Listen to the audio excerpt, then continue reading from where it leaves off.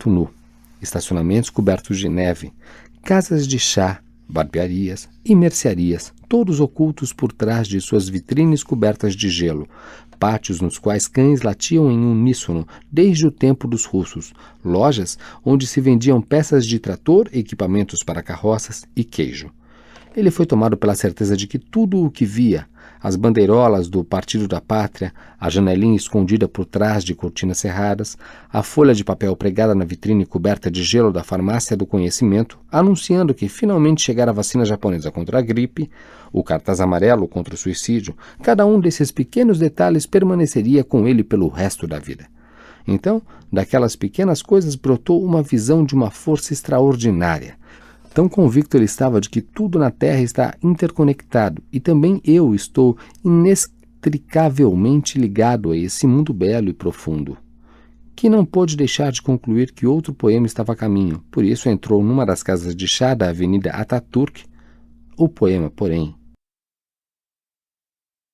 Um homem sem Deus em Kars. O medo de ser morto a tiros. Apenas saiu da casa de chá para a calçada coberta de neve, K se viu frente a frente com Muhtar. Muhtar exibia o olhar ausente de um homem em pleno cumprimento de uma missão. Quando avistou K em meio ao enxame de enormes flocos de neve, pareceu não reconhecê-lo e, por um instante, K se sentiu tentado a evitá-lo. Então os dois se lançaram nos braços um do outro como amigos que havia muito não se viam. Você deu o meu recado a Ipek? Sim. O que ela disse? Venha, vamos sentar naquela casa de chá e aí você me conta. Apesar do golpe militar, do espancamento no quartel da polícia, da eleição suspensa, Muhtar não parecia nem um pouco abatido. Uma vez sentados, ele disse: em sua opinião, por que eles não me prenderam? Porque quando a neve derreter, as estradas se abrirem e os soldados voltarem aos quartéis, eles vão marcar uma nova data para as eleições. É por isso. Não deixe de dizer isso a Ipek. K lhe garantiu que iria transmitir o recado, e então perguntou se ele tinha notícias de Azul. Quem o chamou a Kars fui eu. No começo ele sempre se hospedava em minha casa, disse Muhtar com orgulho, mas depois que a imprensa de Istambul começou a taxá-lo de terrorista, ele não quis colocar o partido numa situação difícil. Por isso, quando vem a Kars, nunca me procura. Sou sempre o último a saber o que ele anda fazendo. O que Ipek disse quando você lhe deu o meu recado? K disse a Muhtar que Ipek não pareceu muito interessado em sua proposta de tornar a se casar com ela. Muhtar contou a K quanto sua ex-esposa era sensível, refinada e compreensiva. Ele o fez como se lhe desse uma informação valiosa. Em seguida, lamentou tê-la tratado tão mal à época em que ele estava passando por um período difícil em sua vida. Quando você voltar para Istambul, tome os poemas que lhe dei e entregue-os pessoalmente a Fahir. Está bem? Pediu ele em seguida. Quando K deu sua palavra de que o faria, Muhtar alterou a expressão de seu rosto, assumindo o ar de um tio triste e bondoso. O embaraço de K já ia rapidamente cedendo lugar a um misto de piedade e repulsa quando Muhtar tirou um papel do bolso. Se eu fosse você, não ficaria perambulando pelas ruas, disse Muhtar em tom cordial. K pegou a edição do dia seguinte da Gazeta da Cidade Fronteiriça, mal saída da impressora. Ele examinou as manchetes. Sucesso da Revolução, da gente no teatro. Dias felizes em Kars. Eleições adiadas. Cidadãos apoiam a Revolução. E voltou a atenção para o artigo de primeira página que Muhtar lhe apontou. Um homem sem Deus em Kars. Por que teria o pretenso poeta K resolvido visitar Kars num período tão conturbado? Ontem apresentamos o pretenso poeta ao povo de Kars. Hoje falamos da desconfiança que ele despertou em nossos leitores. Temos ouvido muitos boatos sobre o pretenso poeta que, por pouco, não estragou a alegre performance da trupe de Sunay Zain ao subir ao palco em meio às homenagens a Ataturk e à República, roubando a alegria e a paz de espírito do público, bombardeando-lhe os ouvidos com um poema triste e sem sentido. Embora o povo de Kars tenha vivido outrora em feliz harmonia, nos últimos tempos forças externas lançaram irmãos contra irmãos. Disputas entre islamitas, secularistas, curdos, turcos e azerbaijanos nos dividem por razões enganosas e despertam velhas acusações sobre o massacre dos armênios que há muito deviam estar sepultadas. Nada mais natural, pois, que o povo de Kars se pergunte se essa figura suspeita que fugiu da Turquia muitos anos atrás e agora vive na Alemanha resolveu nos brindar com sua presença por ser uma espécie de espião. Dá para acreditar que seu desejo de provocar um incidente em nossa escola secundária religiosa o levou a fazer a seguinte afirmação aos jovens que com ele conversavam 2 dias atrás? Sou ateu. Não acredito em Deus, mas isso não significa que eu me suicidaria, porque afinal de contas Deus nos defenda, não existe. É possível que tenham sido essas as suas palavras? E ao dizer a tarefa do intelectual é falar contra a santidade, estaria ele negando a existência de Deus e, em sendo assim, expressando o ponto de vista europeu sobre a liberdade de pensamento? O fato de estar a soldo da Alemanha não significa que se tem o direito de tripudiar sobre nossas crenças. É por ter vergonha de ser turco que esconde seu verdadeiro nome sob esse falso nome estrangeiro de cá? Muitos leitores telefonaram à nossa redação para exprimir seu pesar quanto a essa decisão de inspiração ateia, que macaqueia a Europa, de espalhar a discórdia em nossa cidade nesta época tão conturbada. Eles manifestaram sua preocupação principalmente pela maneira como ele tem perambulado pelos bairros pobres, batendo à porta das habitações mais miseráveis para pregar a rebelião contra o Estado e, mesmo em nossa presença, tentar em vão menosprezar o grande Atatürk, pai de nossa república. A juventude de Kars sabe como lidar com blasfemos que negam Deus e o profeta Maomé. Que sejam venerados os dois. Quando passei pela redação 20 minutos atrás, os 2 filhos de Cedar estavam começando a imprimir esta edição, disse Muhtar. Longe de solidarizar-se com os temores do amigo, ele parecia contente, como se tivesse passado a falar de um assunto agradável. K releu o artigo com mais atenção e se sentiu muito sozinho. Muito tempo antes, quando sonhou com um brilhante futuro literário, ele previu que as inovações modernistas que haveria de trazer para a poesia turca, o próprio conceito agora lhe parecia nacionalista demais, o iriam expor a duras críticas e ataques pessoais. Ainda assim, ele imaginava que a notoriedade lhe conferiria um certo fascínio. Embora ele gozasse de uma modesta fama nos anos que se seguiram e nunca tivesse sofrido duras críticas, doía-lhe ser chamado de pretenso poeta. Depois de aconselhá-lo a não vagar pelas ruas como um alvo móvel, Muhtar deixou-o sozinho na casa de chá. K foi dominado pelo medo de ser morto a tiros a qualquer momento. Ele saiu da casa de chá e ficou vagando pela neve, imerso em seus pensamentos. Os flocos de neve gigantes que desciam do céu moviam-se com uma velocidade que parecia enfeitiçada. Quando muito jovem, K acreditava piamente que não poderia haver mais alta honra que morrer por uma causa política e intelectual ou por seus escritos. Quando chegou à casa dos 30, viu muitos amigos e colegas serem torturados por causa de princípios tolos e até mesmo nocivos. Houve também quem morresse tentando roubar bancos ou fazendo bombas que terminavam por explodir em suas mãos.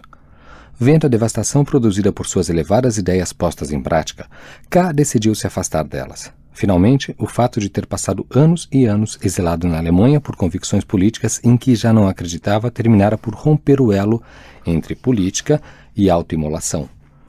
Toda vez que ele pegava um jornal turco na Alemanha e lia que este ou aquele colunista tinha sido alvejado por razões políticas, muito provavelmente por militantes islâmicos, sentia um certo respeito pela vítima enquanto ser humano morto, mas nenhuma admiração especial por ele enquanto escritor assassinado.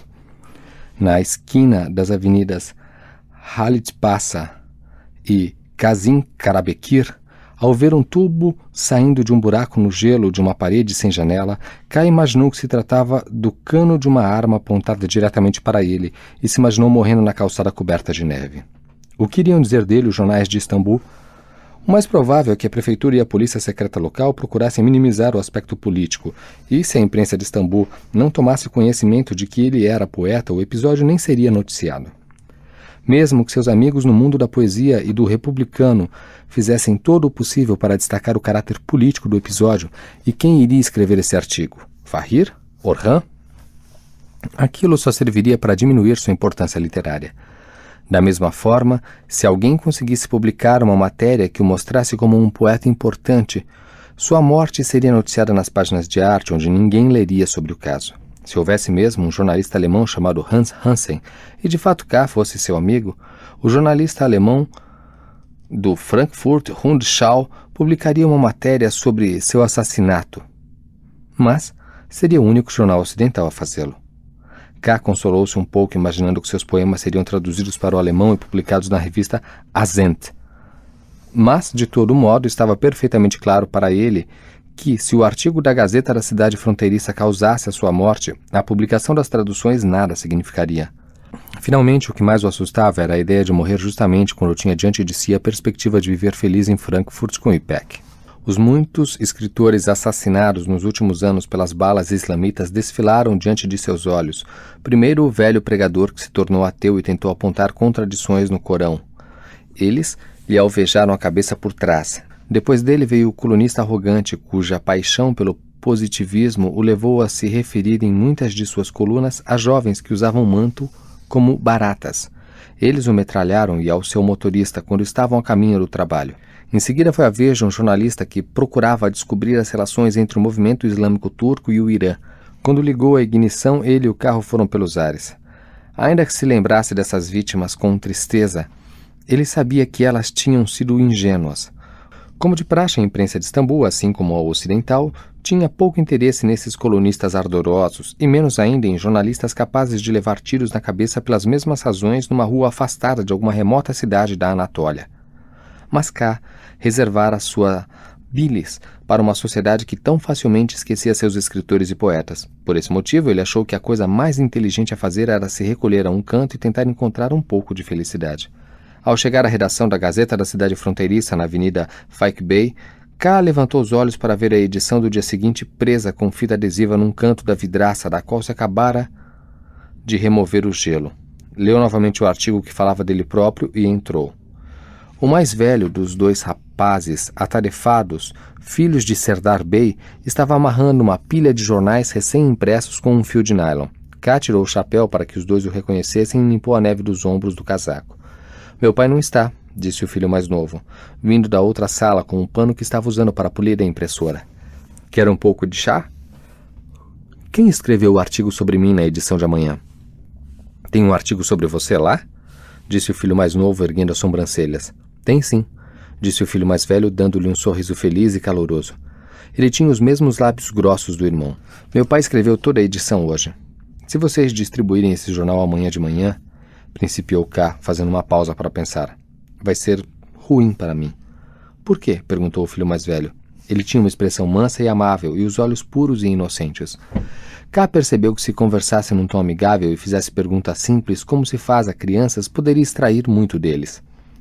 Os irmãos logo informaram de que apenas 3 pessoas tinham comprado o jornal até aquele momento. Muhtar Bey, um menino que fora mandado da sede do Partido da Pátria e o professor de literatura aposentado Nuriye Han, que costumava dar uma passada lá toda noite. Normalmente eles teriam despachado exemplares para Istambul e Ankara, mas com as estradas bloqueadas a edição teria de esperar que a neve começasse a derreter. Os filhos iam distribuir o resto dos jornais na manhã seguinte, e se o pai o quisesse, claro que poderiam imprimir uma nova edição para o dia seguinte. Seu pai, disseram eles a K, acabara de sair da redação dizendo-lhes que não o esperassem para o jantar. K disse a eles que não esperaria pelo chá. Ele comprou um exemplar do jornal e mergulhou na noite assassina de Kars. A tranquila inocência dos rapazes o acalmou um pouco. Enquanto andava por entre os flocos de neve que caíam devagar, ele começou a sentir-se culpado. Não teria sido uma bobagem ficar tão assustado?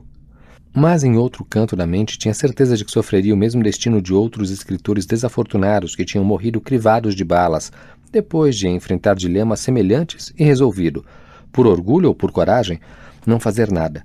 Ou os muitos outros que, achando que qualquer encomenda vinda de um estranho só podia ser uma caixa de confeitos mandada por um fã, morreram abrindo sofregamente o pacote que continha uma bomba. Houve o caso, por exemplo, de Nurettin, que admirava tudo o que era europeu, mas pouco se interessava por política até o dia em que um jornal islamita radical desencavou um texto que ele escrevera anos antes, um ensaio sobre arte e religião, e distorceu-o para acusá-lo de insultar a nossa fé. Temendo para ser assustado, Nurettin sacudiu a poeira das velhas ideias e passou a defendê-las novamente. A imprensa secular, apoiada pelo exército, entusiasmou-se com seu belo discurso kemalista e aumentou sua importância para fazê-lo parecer um grande herói. Certa manhã, um dispositivo numa sacola de plástico amarrada ao pneu dianteiro de seu carro o explodiu em tantos pedaços que o cortejo fúnebre, imponente e faustoso, teve de acompanhar um caixão vazio. Houve também versões provincianas, os médicos materialistas e os velhos jornalistas de esquerda dos jornais regionais que, quando diante de acusações semelhantes, reagiram com uma inflamada retórica antirreligiosa, só para não serem taxados de covardes. Alguns, quem sabe, alimentavam vãs esperanças de atrair a atenção no mundo, como Salman Rushdie. Mas os únicos que os ouviam eram os raivosos jovens fanáticos de suas vizinhanças, e eles não tinham tempo para as fantásticas conspirações com bombas de seus colegas das cidades, nem mesmo para as armas de fogo. K estava cansado de saber, pelas notinhas que examinava atentamente nas últimas páginas dos jornais turcos na Biblioteca Municipal de Frankfurt, que eles preferiam esfaquear os infiéis nos becos escuros ou estrangulá-los com as mãos. K ainda estava tentando imaginar como poderia salvar a própria pele e seu orgulho se a Gazeta da cidade fronteiriça lhe desse uma chance de responder. Sou ateu, mas nunca insultei o profeta? Não sou um crente, mas nunca sonhei em desrespeitar a fé? Quando de repente ouviu os passos de alguém às suas costas, sentiu um frio na espinha quando se voltou e viu que era o gerente da empresa de ônibus que ele conhecera no dia anterior, naquela mesma hora, na residência temporária de Sua Excelência o Sheik Saadetin. Ocorreu-lhe que aquele homem podia testemunhar que ele não era ateu, mas logo aquele pensamento o incomodou. Ele continuou arrastando os pés na avenida Ataturk, diminuindo a marcha ao passar pelas esquinas cobertas de gelo e parando de vez em quando para admirar os enormes flocos de neve, a interminável repetição de um milagre banal. Mais tarde ele iria rememorar as belas cenas que presenciara em suas andanças pela cidade coberta de neve. 3 crianças puxando um trenó numa rua estreita, as vitrines do estúdio fotográfico Palácio de Luz refletindo a luz verde do único semáforo de Kars. Perguntando-se por que levava consigo aonde quer que fosse aqueles tristes cartões postais da memória. Ele viu um caminhão de patrulha do exército e 2 soldados vigiando a porta da velha oficina que Sunay Zain estava usando como base de operações. K disse aos soldados aglomerados na entrada, tentando evitar a neve, que queria conversar com Sunay, mas eles o trataram como um pobre camponês chegado de uma aldeia distante para fazer um pedido ao chefe do Estado-Maior. K esperava que Sunay pudesse impedir a circulação do jornal. Se quisermos compreender a fúria que logo haveria de dominá-lo, é preciso entender a dor dessa rejeição. Seu primeiro pensamento foi voltar correndo pela neve e refugiar-se no hotel, mas antes mesmo de chegar à esquina, deu uma guinada para a esquerda e entrou no Café União. Lá se sentou a uma mesa entre a parede e a estufa e escreveu o poema a que mais tarde daria o título de Ser Morto a Tiros. Como depois explicou em suas anotações, esse poema era uma expressão de puro medo, por isso ele o colocou entre os eixos da memória e da imaginação, no floco de neve de 6 pontas, ignorando humildemente o conteúdo de sua profecia. Tão logo terminou o poema, K saiu do Café União. Eram 7h20 quando ele chegou ao Hotel Palácio de Neve. Estirado na cama, ficou a contemplar os flocos de neve flutuando no halo de luz do poste e a letra K, cor-de-rosa, que pulsava do outro lado da rua, tentando controlar o pânico crescente pela imaginação de cenas felizes de sua vida com Ipek em Frankfurt. 10 minutos depois, sentiu-se dominar pelo desejo de vê-la. Desceu ao térreo e encontrou toda a família reunida à mesa de jantar com o convidado daquela noite, e seu coração disparou ao ver os cabelos de Ipek brilhando por trás de uma tigela de sopa que Zahid acabara de colocar diante dela. Quando Ipek fez um sinal para que ele se sentasse ao seu lado, K sentiu orgulho, muito orgulho, pelo fato de todos à mesa saberem que os dois estavam apaixonados.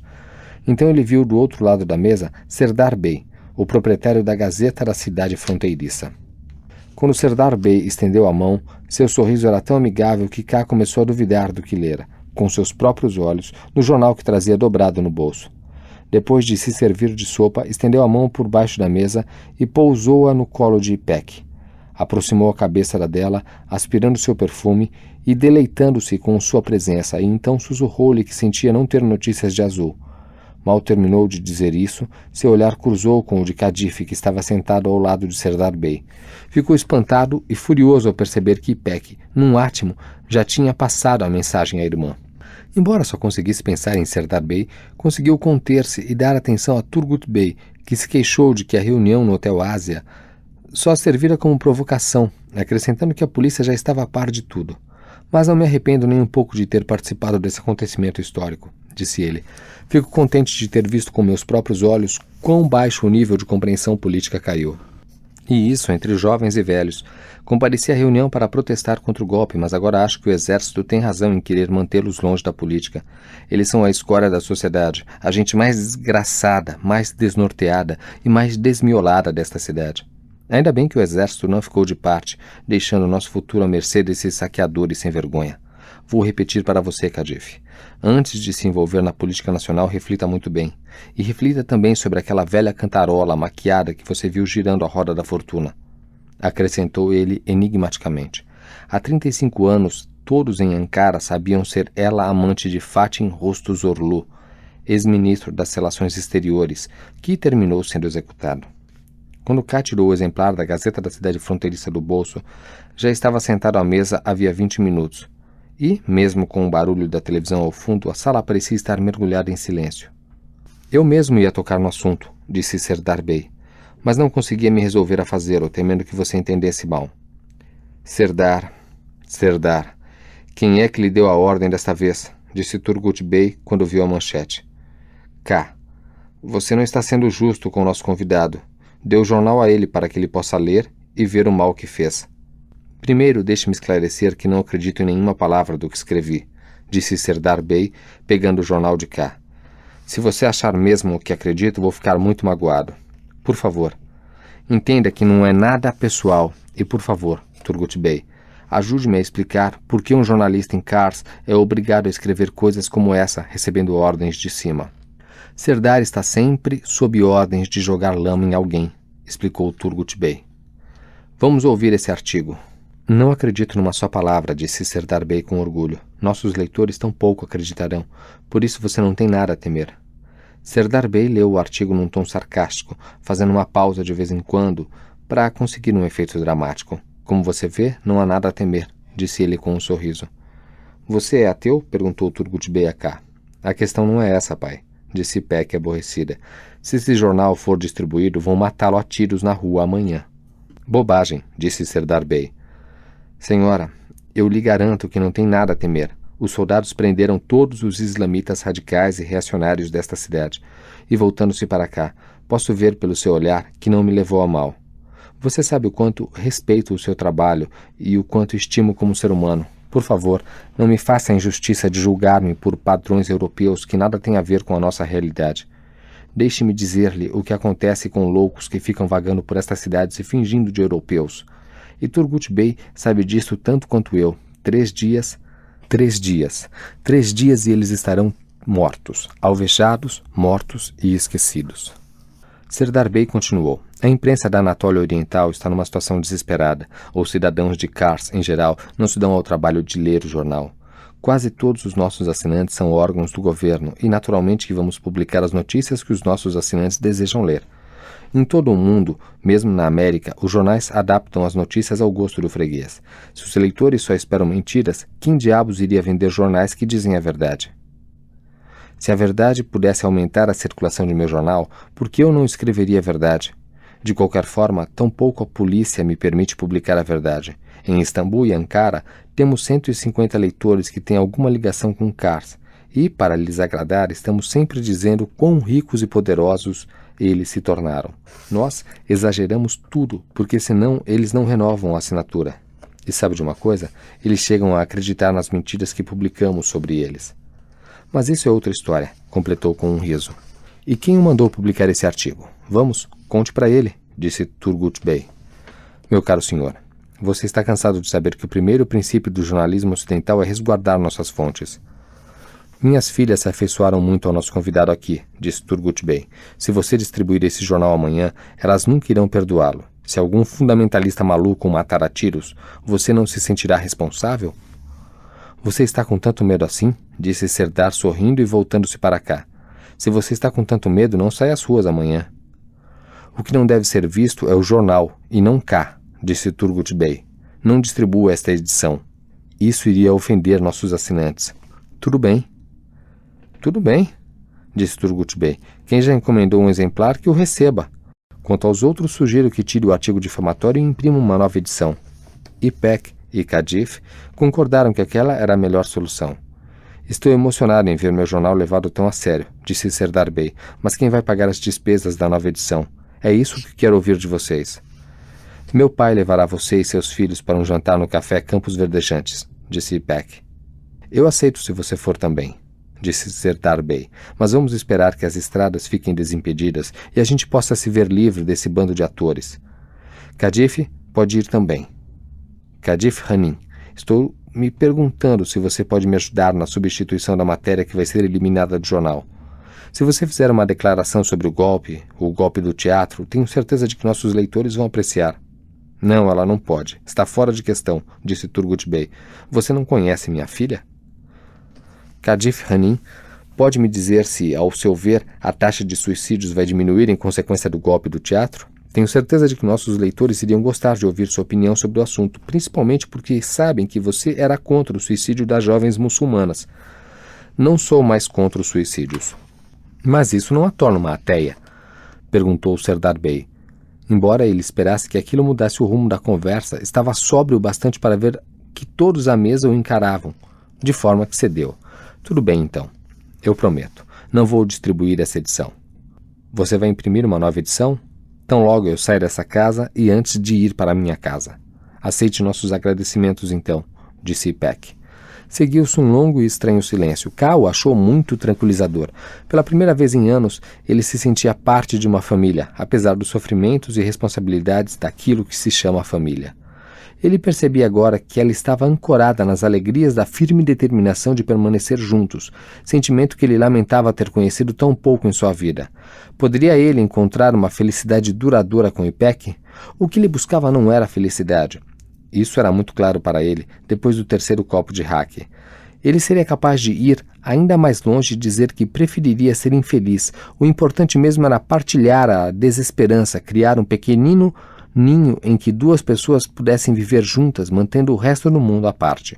Então pensou que ele e Peck poderiam criar um espaço como esse, simplesmente fazendo amor por meses e meses, interminavelmente. Estar sentado à mesa com aquelas duas jovens, sabendo que fizera amor com uma delas naquela mesma tarde, sentir a suavidade de sua tez, saber que, quando fosse dormir naquela noite, não estaria sozinho, embalado pela aventura sexual, ele se permitiu acreditar que o jornal não iria ser distribuído e recobrou novo ânimo. Sua desmedida felicidade abrandava as arestas das histórias e boatos que então ouviu. Faltava-lhes o tom agourento das más notícias. Era antes como ouvir os versos assustadores de um poema épico antigo. Uma das crianças que trabalhavam na cozinha contou a Zahid que um grande número de presos fora levado ao estádio de futebol. Com as traves cobertas de neve até a metade, a maioria fora deixada ao ar livre durante todo o dia, na esperança de que ficassem doentes ou até morressem.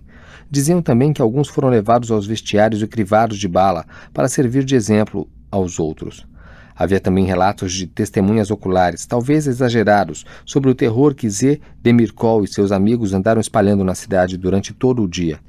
Eles invadiram a Associação Mesopotâmia, fundada por jovens nacionalistas curdos para promover o folclore e a literatura, mas como na ocasião nenhum deles estava lá, pegaram o velho que preparava o chá no escritório, que não tinha nenhum interesse por política, e o espancaram brutalmente.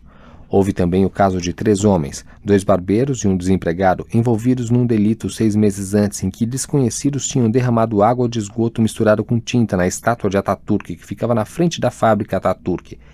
Embora tenham sido submetidos à investigação, nunca foram para a cadeia, mas depois dos espancamentos que duraram a noite inteira, eles assumiram a responsabilidade por muitos outros atos anti-Ataturk na cidade.